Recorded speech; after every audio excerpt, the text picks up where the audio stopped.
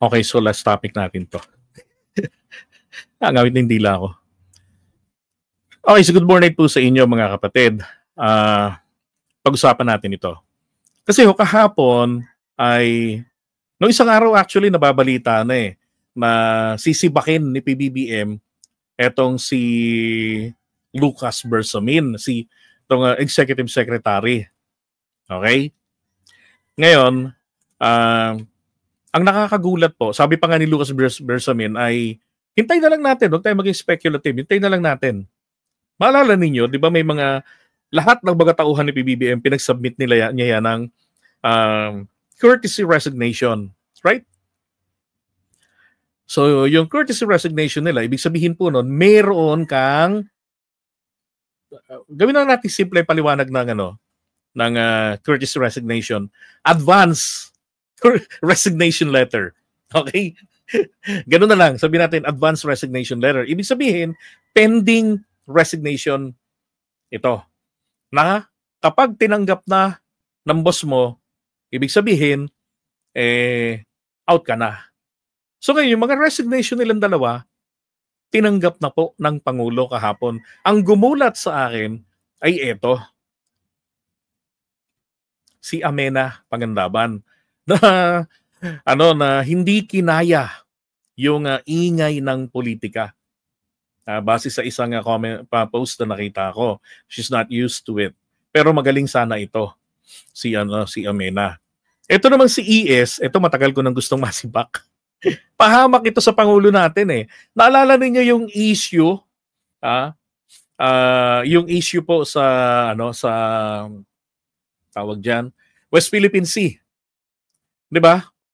Nagiging problema natin dati yung RORE, yung resupply at saka yung rotation, nalalaman ng China, binabantayan na, inaabangan sila. Doon pa lang sa may Sabina Shoal, yun yung pinaka-rendezvous or meet-up place ng mga Coast Guard at saka nitong Philippine Navy, yung dalawang barko na naghahatid ng mga supplies, ay nahaharang na sila bago pa makarating ng BRP Sierra Madre. So ngayon, ito yung problema. Sabi nito ng mga Chinese, kailangan magpaalam kayo. Katulad nung panahon ni Duterte, nagpapaalam ang mga Navy natin pag magre-resupply. At kailangan ng approval. Hindi po pwede yun. That is a political statement na kinikilala mo ang dominion ng China, ng other claimant. Mabuti sana kung yung China hindi nagkiklaim na kanila yung WPS. Kiniklaim nilang bahagi ng teritoryo nila yon. Mabigat ang claim nila, teritoryo. Tayo, ang claim natin, base sa batas ng international law, yung UNCLOS, na yan ay exclusive economic zone. At sa exclusive economic zone, hindi natin po pwedeng ipatupad yung mga batas ng lupa, ng kalupaan dito sa teritoryo natin, hanggang territorial, 12 nautical miles territorial water natin. Hindi po pwede. Doon, tayo lang pong exclusive na may karapatan sa mga yaman ng dagat. Hanggang doon lang tayo. Pero halimbawa, may gumawa ng illegal doon na may pinatay na tao. Hindi natin siya pwedeng hulihin. Pwede natin siyang itaboy kung may ginagawang mali doon. Hanggang ganun lang tayo. Samantalang ang China, pwede nilang pagbawalan kahit sino base sa kanilang claim pag nagtagumpay sila. Kaya ina-assert nila yon. Itong si Lucas Bersamin, ang ginawa niya ay magpo-post, naalala niyo yon, binuo ng grupo nila. May grupo silang binuo nun parang Maritime Council, advisory, ganon.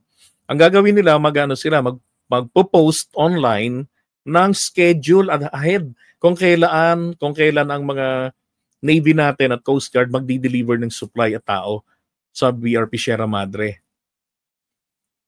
Noon alam mo naman ng Pangulo natin, pagkatauhan niya, pagtatanggol niya Kaya lang, pagkatapos ng backlash, doon naman siya ngayon magbabago ng tono. Pinagtanggol niya yun. Inanunsyo pa nga ng Pangulo yun Kaya lang, nagkaroon ng maraming taong bumatiko sa kanya, maliban, kabilang ako. Dahil sabi ko, mali. Kasi parang lumilitaw, magpapaalam ba rin kayo sa China without directly telling them, or shall I say, indirectly asking permission from China. Kasi pinost nyo pinaalam nyo. Yun ng palihim. Di ba, nagkakalintik-lintik pa.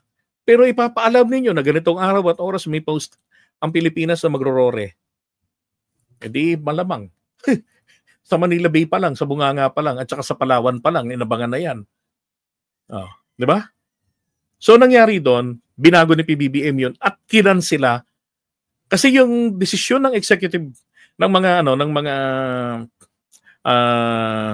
tawag dito alter ego ay nananatiling valid hanggang hindi sinasawata ng Pangulo. Kaya sinawata ng Pangulo yun para mawalan ng visa. Di ba? Sabi ko dapat to palitan. Kasi pumapabor sa trip ng China yung gusto niyong mangyari. Kaya okay lang sa akin na wala si Lucas Bersamin. Because the president deserves better. Isa pa, Duterte boys daw yan. Now, si Amina ang pinangihinayangan ko talaga.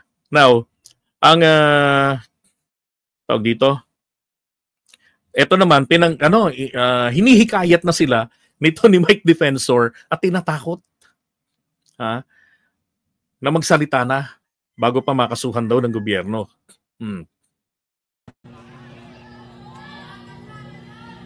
Ang apila ko sa kanilang dalawa, magsalita na rin kayo bago kayong kasuhan at ituro ng administrasyong to. Alam nila ang galawan ng pondo. Alam nila ang nangyayari. Maawa naman kayo sa sambayan ng Pilipino. So ang assertion nila niya rito agad, meron talagang ginawang illegal dun sa pondo at etong dalawang nag-resign, itong dalawang nagbitiw, ay may kinalaman, may nalalaman sa maling ginawa ng Pangulo at ni Martin Romualdez. Diba? So maaaring sabihin natin, parang nagkamali yata ng desisyon ng Pangulo na bigla-biglang tinanggap na yung kanilang courtesy resignations. Diba? Kaya tuloy, nagkakaroon ng kulay. Pero ang sabi naman po ni Attorney Claire Castro, may may paliwanag siya diyan na sinasabi niya out of delicadeza yung pagbibitiw nitong dalawa, di ba? Sa kasaysayan po natin, ngayon lamang Nasa na yung paliwanag niya ron? For sure, napakinggan nyo na rin yun Ito.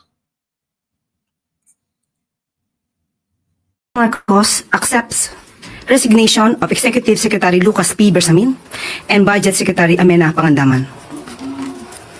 President Ferdinand R. Marcos Jr. has formally accepted the resignations of Executive Secretary Lucas P. Bersamin and Department of Budget and Management Secretary Amena Pangandaman.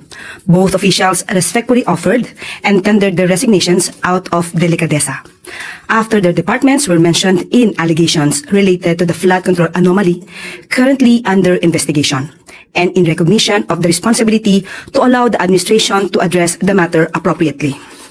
Okay. So yun, kasi kung hindi naman din po nag-resign tong dalawa, ay kung hindi po tinanggap ng Pangulo yung mga resignation nila, o sabihin natin, nag-submit sila ng kanilang fresh resignation, ang issue kasi rito is yung delikadesa.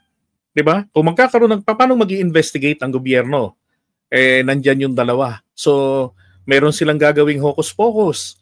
Diba? Kapag ka napatunayang malinis, sasabihin na naman, kasi ganyan, hindi naman sila nawala sa pwesto Kontrolado pa rin nila yung mga dokumento, yung mga kailangang matignan ng mag-iimbestiga. Diba? So mainam na rin, marapat na rin na yan ay tinanggap ng Pangulo. Pero again, nakakapanghinayang etong si Amena Pangandaman. Malay natin, pagkatapos nito, diba, kunin uli siya ng Pangulo. At ang ipinalit nga po ay si Ralph Recto. Kaya tuwan-tuwa na naman ang kanito ni Mrs. kasi isang kalahi nila. Pinsan ng nanay niya yun si Ralph Recto. Yeah, di ba? Sabi ko. Yes, out of delicadeza nga raw po. Buti nga sila, pinakita nilang hindi sila kapit sa kapangyarihan at posisyon. Tama. Di ba?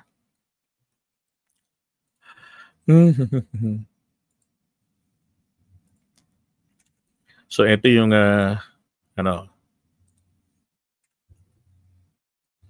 So nag-resign si ang Si Lucas Bersamin pumalit sa kanya si Ralph Recto. Pumalit kay Ralph Recto si Frederick Go. Hindi ko kilala si Frederick Go eh. And then kay Amena naman si Roland Toledo bilang officer in charge. Yan. Ito, bakante pa.